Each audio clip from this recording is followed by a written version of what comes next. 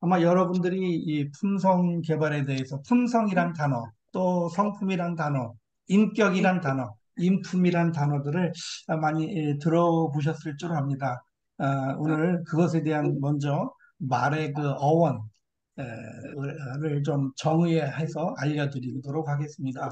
품성, 품격이란 말은 캐릭터라는 말에서 나왔는데 이 캐릭터라는 말은 깎아내다, 자르다, 새기다 그런 뜻입니다. 그러니까 성령의 인도를 받아서 나의 옛사람, 나의 정말 하나님 앞에 여러 사람 앞에 부끄러운 내 모습들을 좀 깎아내고 예수 그리스도의 모습을 우리들의 삶에 좀 이렇게 아로 새겨 넣는 그러한 작업을 품성이라고 그러고 그렇게 예수님처럼 살아가는 모습을 품성이라고 합니다. 어, 베드로 후서 1장 4절에 이 말씀이 계세요. 너희를 썩어질 것을 피하여 신성한 성품에 참여하는 자가 되게 하려 하셨느니라 라고 말씀하셨는데 우리는 다 그 신의 성품, 신성한 성품에 참여한 자들입니다. 그러므로 여러분들은 이미 하나님의 성품으로 변화된 사람들입니다. 하나님의 성품으로 변화되지 않으면 품성은 의미가 없습니다. 예를 들어서 우리가 지금 이 교육을, 세미나를, 훈련을 받는데 죽은 나무에다가 물을 주면 나무가 썩지요. 빨리 썩지요. 그러나 살아있는 나무에 물을 주면 잎이 나고 꽃이 피고 열매가 주렁주렁 맺지 않겠습니까? 그런 것처럼 먼저 여러분들의 성품이 다시 말해서 여러분의 그 죄의 성품, 사단이 준 이 죄로 지배받았던 성품에서 예수 그리스도를 여러분 마음에 에, 주님으로 어, 또 나의 구원주로 영접한 상태를 여러분들은 성품이라고 말합니다. 여러분들은 하나님의 거룩한 신의 성품에 참여한 자가 되었습니다. 이제 여기에서부터 여러분들은 이제 품성, 성화의 과정을 거쳐 나가야 됩니다. 예수 믿고 새 마음으로 변화받아 우리가 신의 성품에 참여한 여러분들은 다 하나님의 성품을 가진 사람이 되었습니다.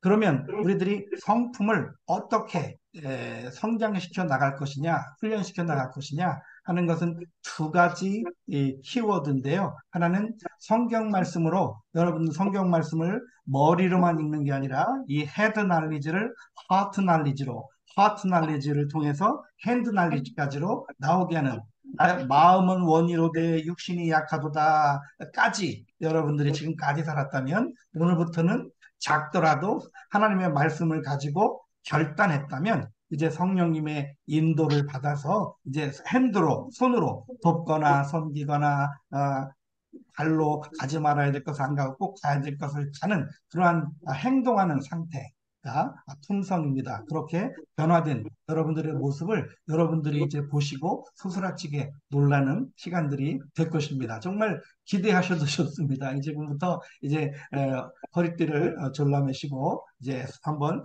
조금 어려운데 먼저 신학을 좀 공부해 보도록 하겠습니다.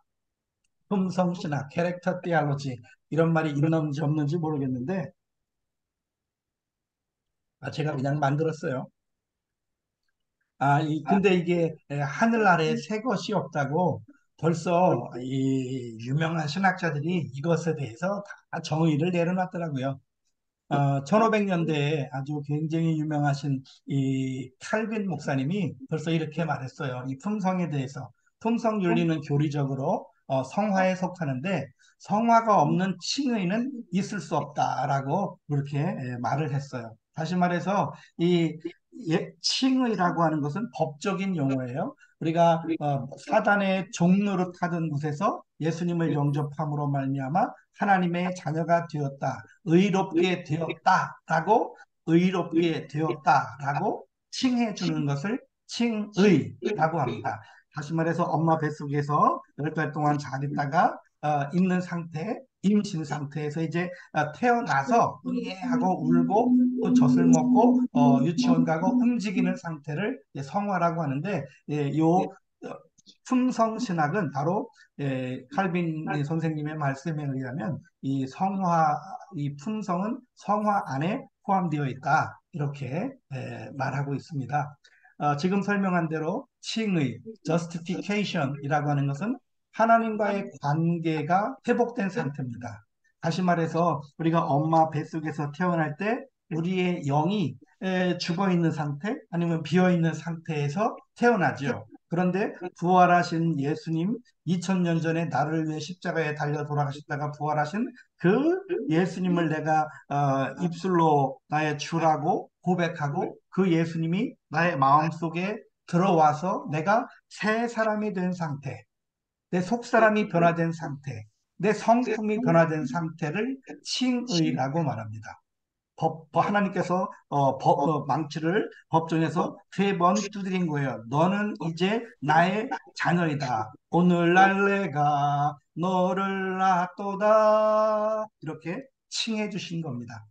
그 다음에 이렇게 하나님의 자녀가 되었으면 이제 성장해야 되거든요. 그 성장해 나가는 과정을 sanctification, 성화라고 말하는데 우리의 삶, living life가 이제 이웃의 관계, 나 자신과의 관계, 또 부모님과의 관계 속에서 이 행동할 때 옛날에 나의 과거의 경험을 의지해서 판단하고 실행하는 것이 아니라 예수 그리스도처럼 변화되어서 결단하고 실행하는 것을 성화라고 말합니다. 조금 어렵겠지만 조금만 더 집중해서 이 기초, 신학적인 기초를 좀 공부를 한 다음에 이렇게 공부를 앞으로 이제 원리를 이번 7주 동안 여러분들에게 7가지 원리를 가르쳐 드릴 거거든요. 이 7가지 원리를 배우기 전에 신학적인 기초를 성서적인 기초를 먼저 배우고 그 위에 기둥을 7개의 기둥을 올리려고 해요. 존 웨슬리라는 영국의 1700년대에 살았던 아주 유명한 그런 부흥사 전도자가 계셨는데 그분은 더 이 문제에 대해서 깊게 다루신 분이세요. 칭의란 하나님께서 예수 그리스도를 통해 우리에게 베푸신 은혜요. 은혜라고 하는 것은 grace, 무료로, 공짜로, 누구든지, 요 누구든지라는 단어가 이제 감리교와 장로교를 조금 이렇게 조금 뭐 똑같은데 굳이 그냥 신학자들은 또 문자 하나 꼭 나누기를 좋아하니까 굳이 누구든지라는 단어 요한 웨슬리는 누구든지 예수 믿으면 다 구원받는다. 또 우리 칼빈 선생님 쪽에서는 하나님께서 선택해 놓으신 분이 선택해 놓은 구원받기로 작정된 자가 이렇게 하나님의 은혜로 구원받는다고 하는 것은 똑같아요. 내 힘으로 하나님의 자녀가 되고 내 힘으로 천국 가는 것이 아니고 하나님께서 예수 그리스도를 통해서 베풀어 놓으신 거예요. 그래서 저는 감리교 목사니까 저는 누구든지 예수님을 나의 구세주라고 나의 입술로 고백하고 마음으로 모셔드리는 상태를 칭의라고 말하고 성화, 거룩하게 되어가는 것. 예수님을 믿었으니까 예수님의 씨가 내 안에 들어왔으니까 나의 입술의 열매가 이제 예수님처럼 사라져야 되는 것을 sanctification이라고 하는데 이것은 하나님께서 성령님으로 인해서 우리 안에서 열매 맺도록 역사하는 것이다. 이렇게 표현합니다. 성화란 성령님으로 이제 우리가 그러면은 창이 이렇게 굿모닝 나오고요. 홀리 스피릿이라는 그런 뭐 그냥 책도 어려운 읽었습니다만 경우는 여기가 성령님과 날마다 자물쇠 버튼이 이렇게 긴밀하게 올라와 있죠. 교제해가는 것 자물쇠가 이렇게 있고 이런 무료 이 버전은 성령님의 3.5 인도, 버전을 의미합니다. 보호 그리고 여기 속에서 계정이 있고 성령의 네. 9가지 사랑과 희락과 그래서 대화를 하는 화평과 오래 겁니다. 참음과 자비와 양선과 충성과 온유와 이 절제의 열매를 그냥 쫙 편하게 물어 우리 사람들과 맺어서 이야기하는 이 것처럼 예수님은 대화를 포도나무고 하시면 됩니다. 우리는 너무 어렵게 생각 가지고 안 하셔도 돼요. 가지가 포도나무에 붙어 있으면 자, 그럼 저절로 열매를 여기까지 이제 맺어서 화면을 몸부이신 띄워놓으셨고요. 하나님께서 오늘은 이제 온라인 강의다 기뻐하시고 보니까 그렇게 되면 우리는 편안하게 이제 수업만 예수님의 들으셔도 제자가 괜찮습니다. 된다고 했는데 바로 그러면 성령의 열매를 맺게 하는 업데이트 상태가 사항이 사실은 그래도 성화의 한 달 전에 엄청나게 상태다라고 존 많았습니다. 웨슬리 그래서 그 목사님이 업데이트 이렇게 사항을 저희들에게 먼저 좀 친절하게 품성신학에 대해서 설명을 해주셨어요. 조금만 더 깊이, 이제 첫날이니까 신학적으로 딱딱하지만 이것만 이해하면 그다음부터는 너무 굉장히 쉬워요. 품성신학, 캐릭터 테올로지, 저스티피케이션이란 우리의 영이 변화된 것이고, sanctification, 성화는 우리의 삶이 변화되어 가는 거예요. 사실은 이미 우리는 변화된 하나님의 천국의 시민입니다. 하나님의 자녀입니다. 그럼에도 불구하고 우리 속에 아직도 옛 죄의 세력들이 남아서 우리를 자꾸 오호라 나는 곤고한 자로다 누가 이 사망의 몸에서 나를 건져냈고 하고 탄식했던 바울 선생님처럼 우리도 이 내 힘으로 안 되니까 성령님께서 파라클레토스 우리를 도와주시는 이끌어가 주시는 우리 성령님의 힘으로 삶이 변해야 된다고 하는 것입니다. 예수와 접붙여 있어야 성화의 열매를 맺습니다. 여러분 예수님 사랑하시죠? 날마다 예수님 찬양하시고 예수님으로 인해서 기뻐하시는 오늘 하루 되셨을 줄로 믿습니다. 이번 한 주간도 예수 이름으로 승리하시게 되기를 바랍니다. 여기에서 제가 예수와 접붙어 있어야 가지가 나무에 붙어 있으면 저절로 열매를 맺는다 하고 했는데 여기 그 요한복음 15장의 말씀을 조금 더 설명을 드리면 접붙임이란 단어는 우리의 삶, 우리의 마음이 성령님의 인도와 하나님의 성경 말씀으로 충만해야 된다고 하는 것입니다. 우리가 성령 충만, 성령 충만, 성령 충만, 성령 충만이라고 말들을 많이 하는데 성령 충만이라고 하는 것은 성령께서 완전히 장악한 상태, 나의 생각이나 나의 물질관이나 나의 우정관이나 나이가 음악을 돕는 것이나 나의 물건을 사는 것이나 돈을 소비하는 것이나 이런 모든 속에 성령님이 다스리고 지배하는 상태를 성령 충만이라고 하는데 요 말씀 충만이라고 하는 것은 우리 마음은 우리 모든 것을 결단하는 장소 아닙니까? 이 마음에서 성경 말씀을 근거로 결단해서 뇌에다가 명령을 내리면 뇌가 뭐 눈을 뜨든지 손을 박수를 치든지 걷든지 이렇게 움직이게 되는데 움직일 때 성령의 힘을 가지고 움직이게 될 때 성령의 열매를 맺게 된다고 하는 것입니다. 하나님의 구원 섭리의 목적은 우리를 예수 그리스도를 닮게 하는 성화에 있습니다. 결국은 이걸 통해서 하나님께 영광이 되는 글로리피케이션의 상태에 영원한 상태에 우리가 들어가게 되는 거죠. 그러나 너무나 안타깝게도 우리가 개혁신학 또 우리 그 이신칭의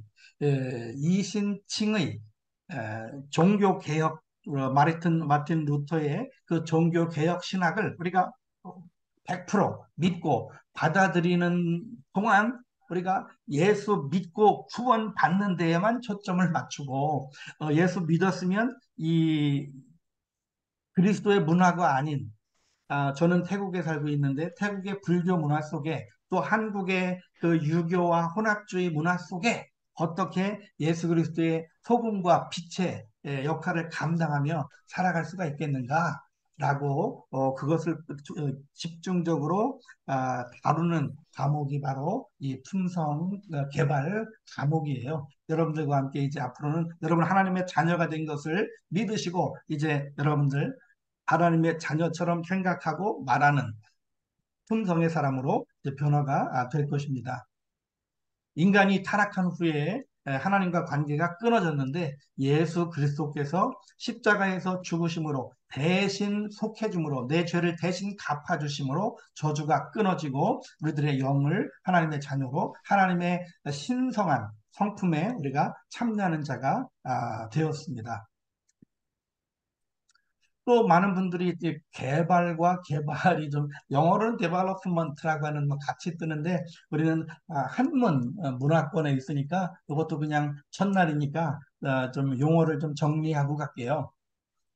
개발은 경제 개발, 5개년 계획, 백신 개발, 뭐 기술, 경제, 국토 개발 등 물질적이거나 외부적인 것을 개선하고 발전시키는 것을 개발이라고 말하고 개발은 계몽주의, enlightenment, 같이 잠재적이고 잠재하고 있는 정신, 속성, 능력, 역량, 소질, 자기개발 등 추상적이고 내적인 것을 발전시켜 나가는 것을 품성 개발이라고 그래요. 그래서 여러분들과 함께 품성 개발의 시간을 이제 오늘부터 앞으로 7주간 갖겠습니다.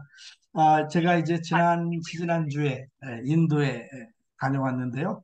인도 그 델리 공항에 갔더니 이 마하트마 간디의 초상화가 크게 걸려 있더라고요. 그다음에 인디라 간디 공항 이름도 간디 공항이고 미국에는 존 F 케네디 공항이 있는데 한국에는 이성산 공항이 있나 모르겠네. 이 간디가 알고 보니까 굉장히 금수저 집안이더라고요. 굉장히 부잣집이라 이제 10대 후반 나이에 영국으로 유학을 가서 법을 공부하고 변호사가 돼서 델리에 와가지고 이제 가까운 곳에 주일날, 일요일날 아침에 일찍 이제 교회에 들어가려고 가서 예수를 믿고 어떻게 하면 예수님처럼 잘 살아갈 수 있는지를 좀 배우려고 집에서 늘 성경을 읽었고 영국에서 유학 중에도 그리스도인들을 만나고 성경을 읽었으니까 예배당에 예수를 믿으려고 이제 들어가려고 그랬더니 그 예배 안내위원이 당신 자리가 없다고 들어오지 말라고 그래서 이 간디가 거절을 당하고 집으로 돌아가면서 이제 자기 집에는 늘 자기 서재에는 성경 말씀, 특별히 산상수훈 책을 늘 읽고 묵상했다고 그래요. 인디라 간디, 마하트마 간디가. 그런데 간디가 예수를 안 믿었대요. 왜냐하면 나는 예수라고 하는 신을, 인간을 참 좋아한다. 그러나 그리스도인들은 좋아하지 않는다. 왜냐하면 그들은 예수를 믿노라고 따른다고 하면서 예수를 닮지 않았기 때문이다. 라고 이렇게 그 간디가 말을 했다고 그래요. 이게 뭐 비록 간디의 말뿐이겠습니까? 간디에게 가장 그 간디가 또 친구가 있었는데 미국에서 온 감리교 선교사님 스탠리 존스라고 하는 분인데 이분이 순례자의 노래라고 아주 아주 명작입니다. 여러분 혹시 한번 시간 되시면 이 책을 한번 꼭 선교사님들은 한국에 계신 우리 여러분들은 안 읽으셔도 되는데 선교사님들은 한번 꼭 읽어보시기를 좀 권해드리는데요. 이 마하트마 간디가 이분 책을 보면서 그렇게 썼더라고요. 나에게 그리스도인의 정신을 가장 많이 가르쳐 준 이가 바로 스탠리 존스다. 이런 말을 했다고 그래요. 그래서 21세기 가장 위대한 선교사 중에 한 분을 이분을 꼽는데 이분도 결국은 이제 많은 교회도 개척하고 많은 신학교도 하고 많은 하는 선교사님들을 보지만 끝에 가서 결국 남는 거는 예수님처럼 살았는가, 예수님처럼 말했는가, 예수님처럼 원주민들을 대했는가에 대해서 질문을 하고 그리스도인의 그 겉으로 나타나는 선교사님들의 삶 속에 나타나는 품성은 하나님께서 직접적으로 인하시는 은혜의 통로가 된다고 지적하면서 이제 지금까지는 이제 막 사역에 막 몰입하고 현지인들과 관계는 조금 소홀히 했다면 이제부터는 여러분들이 앞으로 행동하는 것을 한번 주의 깊게 또 배우는 동안 좀 깎을 것 깎고 좀 갈아낼 것 갈아내고 새겨낼 것 새겨 넣는 그런 품성, 캐릭터 그런 개발의 시간들이 여러분들과 함께 가졌으면 좋겠습니다. 성경의 진리와 성령의 인도로 성숙하게 성화되어가는 상태를 이것을 계속 공부하는 것을 품성 개발이라고 한다고 그랬어요. 예수님도 품성이 있으시고 하나님도 품성이 있으세요.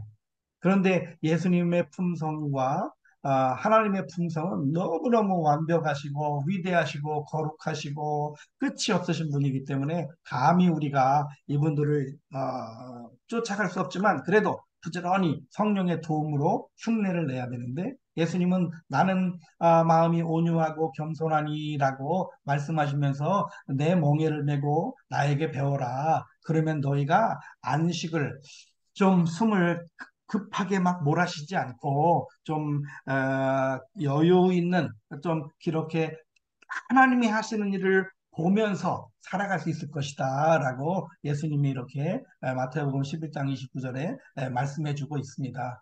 그러면서 예수님 본인의 그 온유와 겸손의 품성에 대해서 말씀의 은연중에 말씀해 주고 계신데 저희들이 이제 후에 이 말씀 가지고 더 깊이 나누는 시간 갖도록 할 겁니다. 교회의 궁극적인 역할은 우리 교회에 들어오신 분들이 이제 다 예수 믿으니까 구원 받았으니까 이제부터는 품성 개발을 통해서 그리스도의 몸된 교회를 자라가게 교회는 유기체입니다. 교회는 성장해야 되는 겁니다. 그래서 그리스도의 몸된 교회를 자라가도록 시키는 게 교회의 궁극적인 역할인데 저희 한국교회가 이것을 좀 조금 그동안 급한 경제개발과 함께 급한 민주화와 함께 이것을 좀 소홀한 부분이 있어서 이번 기회에 우리 한국교회도 다시 한번 돌아보는 그래서 품성을 개발해서 우리 교회가 건강하면 건강한 아이는 자라나잖아요. 병들면 문제가 생기잖아요. 한국교회가 어디에 문제가 있는지를 잠깐 살펴봤으면 좋겠습니다. 왜 굳이 우리가 이 시간에 이 품성 개발이라고 하는 것을 다루냐면요. 우리 한국교회는 정말 하나님께서 축복해 주셔서 복 주셔서 세계 최대의 교회들이 한국에 있고 세계 최대의 신학교들이 한국에 있고 그렇게 많은 선교사님들을 전 세계에 보내는 뭐 숫자적으로는 이제 2위에서 브라질 다음에 3위로 밀렸다고 하지만 그래도 영향력은 세계 최고죠.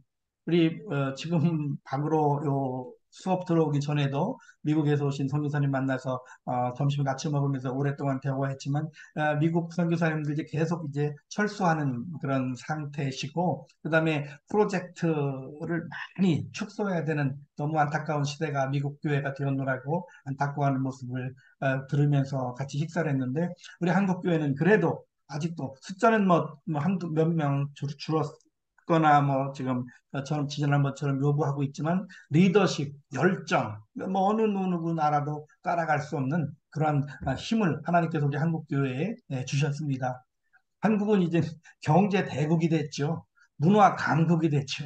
선교하는 나라가 되었지 않습니까? 얼마나 하나님께서 요때 이 시기에 우리를 한국에 태어나게 하시고 한국의 교회를 다니게 하셔서 한국의 교회의 사랑을 받으면서 우리가 선교하고 이렇게 권사님으로 전사님으로 이렇게 살아갈 수 있게 하시는지 얼마나 감사한지 모릅니다. 이건 특별히 하나님 앞에 감사할 부분입니다. 그렇지만 우리 그 크리스천들의 삶은 교회는 공동체거든요. 교회는 공동체라서 서로 돌보고 서로 위로해주고 격려해줘야 되는데 그냥 교회에 이렇게 뭐 도장 찍으러 간다고 표현해야 될까? 뭐 이렇게 의무적으로 예배만 참석하면 땡인 것으로 잘못 인식된 것이 한국 교회의 큰 중병에 들은 거죠. 교회는 반드시 공동체성을 회복해야 됩니다. 그리스도를 중심으로 예배하고 교회는 계속해서 끊임없이 전도해야 되고 끊임없이 교회에서 지도자들을 길러내야 되고 끊임없이 교육해야 되고 끊임없이 세신자들을 양육해야 되는 그런 공동체성을 회복해야 합니다.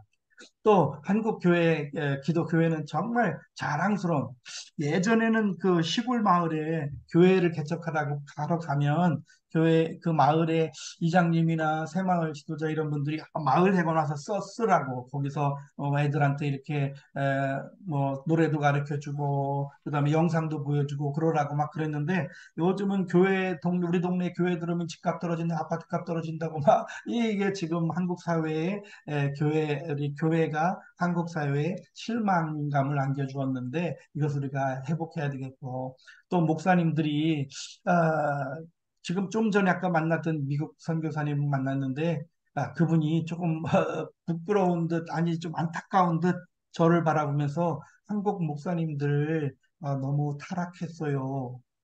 그런 말을 해서 제가 좀 화가 나서 뭐라고 하려다가 뭐가 그렇게 한국 목사님들이 타락했냐고 그랬더니 한국 목사님들은 이 목사가 되면 이 세상 물질에 대해서는 초연해야 되는데 너무 이렇게 목사님들이 과소비한다고 그것을 미국 선교사님이 나한테 지적하더라고요. 그 다음에 은퇴하고 나서도 뭐 원로 목사라고 해서 뭐 교회에서 받아가고 막 그런다고. 미국은 절대 그런 법이 없다는 거예요. 그냥 미국은 그 대신 미국은 최저 생계비는 주는데 너무 부하지 않도록, 그렇게 해서 목사님들이 타락하시지 않도록 교회에서 잘 목사님을 모신다는 거예요. 근데 한국 교회는 그렇지 않은 모습을 보면서 안타깝다고 그랬는데, 사실은 저도 이 한국 교회의 병폐다. 우리 목사님들이 뭐 99%는 건강하시죠. 근데 1%의 일부 목사님들이 정치, 그러니까 교회 정치라든지 그런 또 과한 소비, 과한 운동 이런 쪽으로 빠져나가는 것이 지금 한국 교회에 이 빨리 치료해야 될. 왜냐하면 젊은이들이 급속하게 빠져나가잖아요. 한국의 목사님들을 바라보면서. 그래서 안타깝다 생각되는데, 그러면 이거와 비교해 볼 수 있는 초대교회는 어땠는가 한번 살펴보도록 하겠습니다. 초대교회 크리스천의 이미지는 지금 한국 교회와는 정반대였다는 거예요. 한국 교회는 뭐 한강에 그리스도인이 한강물에 빠지면 입만 둥둥 뜬다고 막 어떤 청년들이 그런 막 그런 말들을 험한 말을 했었는데, 초대교회 크리스천들은 그러지 않았다는 거예요. 삶 자체가 전도였다는 거예요. 크리스천들의 삶을 보고 그리스도 예수를 이해했다는 거예요. 저분들이 저렇게 사는구나. 저분들이 믿는 예수가 저렇겠구나라고 이해를 했다는 거예요. 겉으로 보기에는 여타 시민과 큰 차별이 없는데 결정적인 순간에서 겸손하고 헌신적이고 남을 섬기는 그러한 모습들이 저들 속에 초대교회 성도들의 품성이 그들에게 나타났던 거죠. 그래서 저들이 자동적으로 삶으로 전도가 되었던 거죠. 초대교회 크리스천들을 철저히 예수님의 말씀 공동체로 이렇게 식탁에 모여서 교제하면서 예수님이 하신 말씀, 예수님께서 갈릴리에 가셔서, 예수님이 벳바게에 가셔서, 예수님이 누구네 집에 가셔서, 예수님이 무덤 앞에 가셔서, 이렇게 예수님께서 이렇게 하신 이야기를 서로 서로 나누면서 그들이 예수님처럼 살아가려고 했다는 거예요.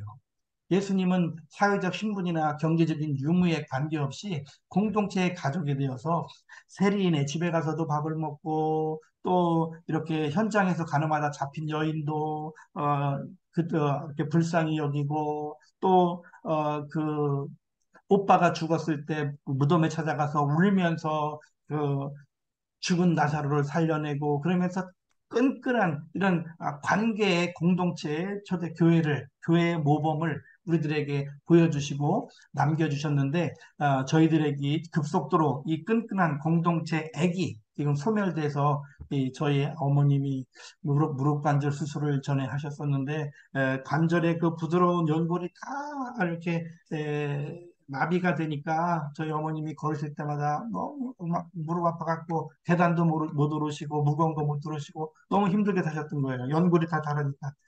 우리들이 이 공동체의 이 진액이 우리 한국교회 속에 빠지니까 좀 이렇게 삐그덕 소리가 나고, 교회 안 다니는 일반 사회 사람들이 볼 때 여유가 없어 보이고 말만 잘하는 것 같이 이렇게 기독교를 무슨 독교라고 말하고 막 이런 것이 되지 않았나. 아, 초대교회 크리스천들은 이 땅에 속하지 않았지만 이 세상을 위하는 삶을 살았다고 합니다. 그것이 하나님의 나라를 드러내는 길이었다고 합니다.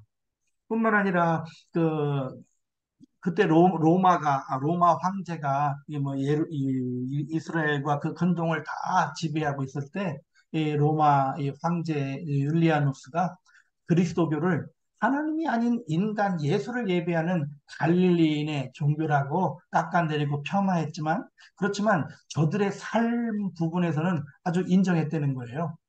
그 황제가 한 말이 이겁니다. 유태인들은 아무도 구걸하지 않는다. 자기네뿐 아니라 로마인 가난한 사람도 돕는다. 얼마나 부끄러운지 모른다. 이 팍스 로마나 로마 사람들이 굉장히 자존심이 있고 아주 대단한데, 이 유태인들은 자기들도 구걸하지 않을 뿐만 아니라 죽어라는 로마인까지도 돕는 사람이다. 이 로마는 식민 통치 국가고 이스라엘은 식민 지배 국가인데, 근데 거꾸로 하는 그런 삶을 살아가는 모습을 로마 황제가 봤다는 거예요. 그러면서 그들의 삶을 인정했다는 거예요. 우리가 이제 지난 2년 동안 코로나로 인해서 새로운 삶의 패턴이 저희가 이제 생겼는데, 예수님 태어나신 250년, 주 250년 중에 이 로마 제국에도, 로마 제국 엠파이어, 이 로마 제국에도 전염병, 코로나와 같은 전염병이 돌아서 인구의 20%가 숨졌답니다. 이번 코로나 때 여러분이 어떻게 하셨는지를 한번 생각해 보시고, 제가 주후 250년경 초대교회 그리스도인들이 어떻게 했는지를 설명해 드릴 테니까 한번 비교해 보시기 바랍니다. 그 인구 20%가 숨질 정도로 엄청난 이 전염병이 막 창궐했을 때, 유대 크리스천들은 로마인들이 감염을 우려해서 길거리에 버린 병든 환자들을 데려다가 간호하고, 이미 죽은 분들은 시체를 끌어다가 매장해 줬다는 거예요. 그래서 유대 크리스천들은 로마인에 비해서 전염병에 더 많이 노출됐지만 생존율이 더 높았다는 거예요. 우리는 이번 코로나 때 다 비행기도 막히고 나라도 바뀌고 동네도 저희 동네는 막 이장이 마이크로 바깥에 못 나가게 그러면서 동네 청년들이 동네 그 외부인들 못 지나가게 바리게이트 치고 막 몽둥이 들고 막 그랬거든요. 뭐 여러 전 세계가 다 그랬죠. 돌아다니 이번에 막 교회들 몰래 예배 드리다가 몰래 욕 먹기도 하고 뭐 그랬지만, 이때 이 초대교회 공동체는 초대교회들은 공동체였기 때문에 서로를 돌보는 공동체 문화가 그들을 살렸다는 거예요. 또한 이 아픈 사람들을 계속 간호해 주다가 면역력이 생겨서 오히려 더 그 병을 이겨낼 수 있었답니다. 그래서 초대교회 규모는 주후 40년경 예수님이 돌아가시고 얼마 안 됐을 때 5천여 명밖에 안 됐지만, 주 300년경에는 500만 명으로, 뭐 나가서 전도하지 않아도 삶으로 이 로마에서 이 고고한 대작들이 이 며느리를 드릴 때는 몰래 몰래 조사해서 유대인의 집에 딸을 며느리로 드렸다라는 말이 있지 않습니까? 왜냐하면 자기 딸도 자기가 알고 자기 아들도 자기가 아는데, 이 뭐 너무 문란한 삶을 사는 걸 아는데, 유대인 그 처녀들은 아, 거룩한 삶을, 순결한 삶을 사는 것을 로마 고관 대작들이 알고 그 며느리를 유대인의 집에 딸을 데려다가 자기 며느리로 삼아서 자기 진짜 손자, 이렇게 진짜 손자를 만들었다는 거예요. 그러니까 이렇게 삶으로 전도가 된 거죠. 그래서 그분들은 그 가정교회 형태로 이루어서 그 당시에 300년경에 6만 5천 곳에, 지금처럼 막 큰 예배당을 짓지 않았는데도 가정가정에서 6만 5천 곳에서 하나님께 예배하는 그런 그 공동체를 이뤘다는 겁니다.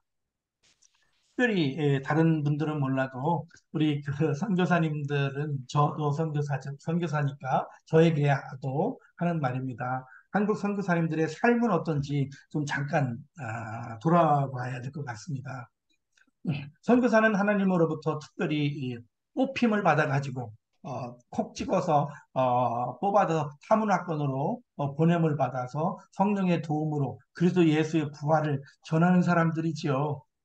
그런데 우리는 정말 그렇게 살고 있는지 가끔 잃어버릴 때가 있어요. 우리 예수님께서 직접 입으로 하신 말씀입니다. 너희는 가서 모든 민족을 제자로 삼으라. 너희는 온 천하에 다니며 만민에게 복음을 전파하라.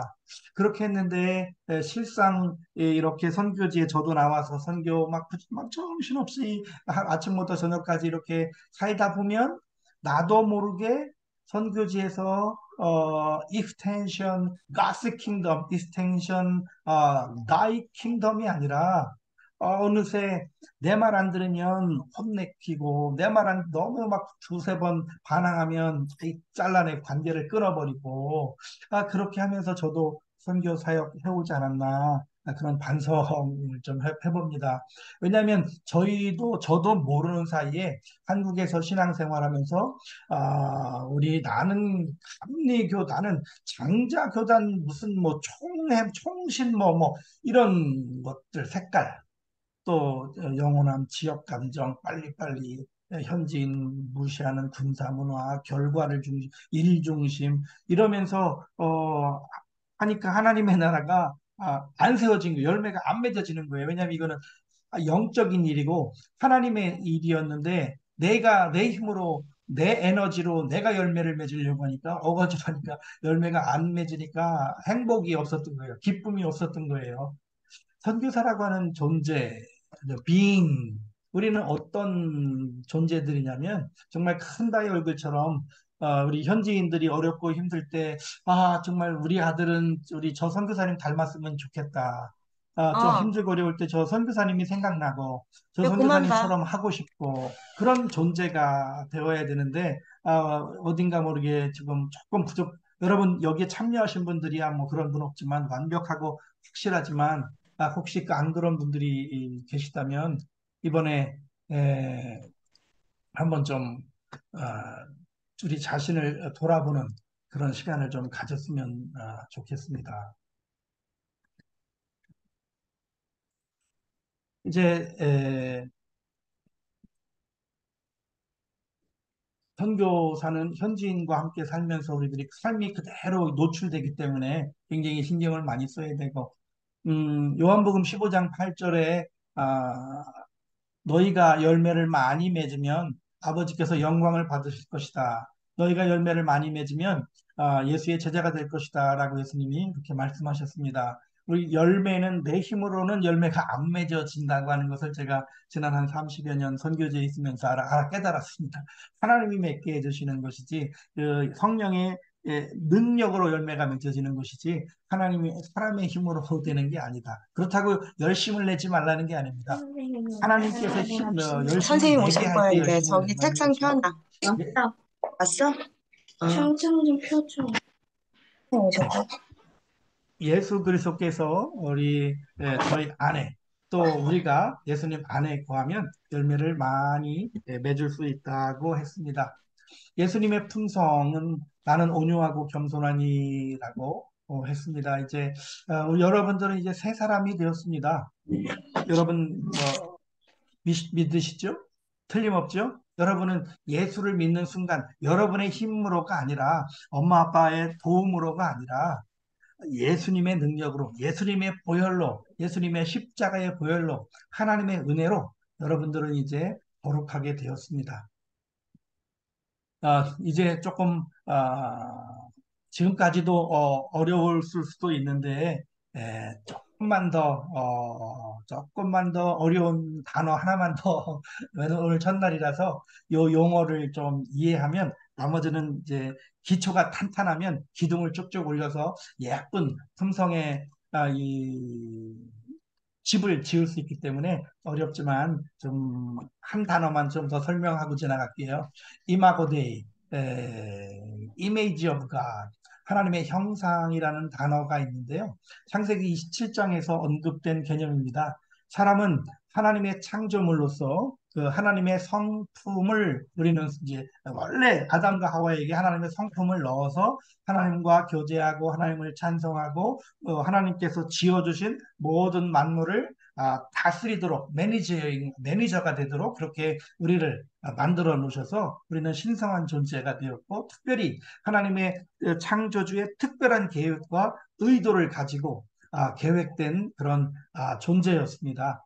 그래서 우리는 하나님과 관계하는 존재였고 하나님의 자녀로 하나님 나라의 상속자였고 하나님의 은혜와 사랑을 충만히 받아서 그 땅 가운데 흘려 보내는 그러는 존재로 우리가 지음받았는데 하나님의 형상으로 지음받은 이 창조된 우리가 이 사람의 그 죄와 타락으로 하나님의 관계가 단절되고 파괴되고 우리 속에 있는 신의 형상, 성품이 부패가 되니까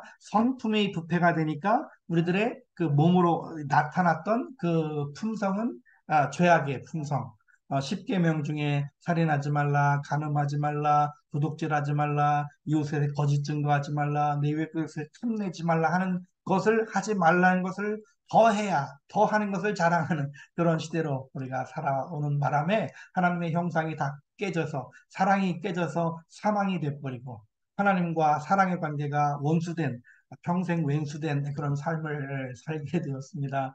그렇지만 하나님이 우리를 얼마나 사랑하시는지요. 하나님께서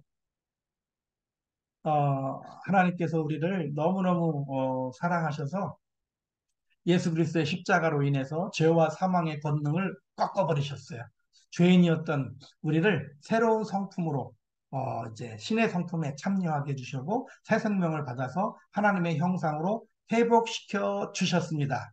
여러분은 이제 칭의 되었습니다. 하나님의 자녀가 되었습니다. 마음속으로 정말 굵은 목소리로 아멘 하시기 바랍니다. 여러분은 하나님의 형상으로 회복되었습니다. 근데 아직 연약할지는 몰라도 또 예수 그리스도를 통해서만 하나님의 관계가 회복되고 하나님의 형상으로 회복되고 예수님을 닮은 품성, 예수님을 닮은 삶으로 계속 훈련받고 개발되어 나갈 수 있습니다.